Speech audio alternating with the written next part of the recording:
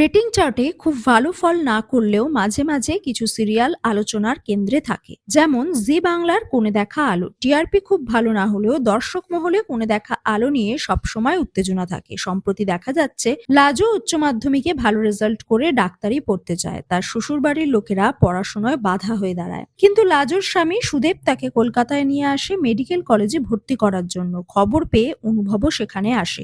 ডাক্তারি পড়ার জন্য অনুভব তাকে টাকা দিতে চায়, কিন্তু লাজো তা নেয় না। টাকার গরম দেখাচ্ছে বলে নায়ককে অপমানিত হতে হয়। অনুভব বুঝতেও পারে না লাজো তাকে পর করে দেবে। এবার এলো নতুন প্রোমো, হোস্টেল পাচ্ছে না লাজবন্তী, তাই অনুভবের বাড়িতে তাকে থাকতে হয়। অনুভবই তাকে নিয়ে আসে। তাকে দেখে আঁতকে ওঠে অনুভবের বাড়ির লোকজন। বনলতাও চুপ থাকে না, সেও লাজোকে বলে আশ্রিতা হয়ে আবার এই বাড়িতে আসতে লজ্জা করেনি। লাজো চুপ করে থাকলেও অনুভব অপমান সহ্য করতে পারে না। সে বলে লাজো আশ্রিতা নয়, অতিথি। বনলতা আরো অপমান করে অনুভবকে। তার বক্তব্য অনুযায়ী অতিথির মান সম্মানের চিন্তা থাকলেও বউকে রাতের পর রাত অসম্মান করতে ভুলে যায় না অনুভব। একই বাড়িতে থাকতে থাকতে লাজো অনুভবকে ভালোবেসে ফেলেছিল, সুদেবকে সে ভালোবাসে না। লাজো অনুভবের কেমিস্ট্রিও পছন্দ হয়েছিল দর্শকের। তাদের ধারণা ছিল বনলতা অর্থাৎ নন্দিনী আসলে খলনায়িকা। গল্প এবার অন্য পথে হাঁটছে।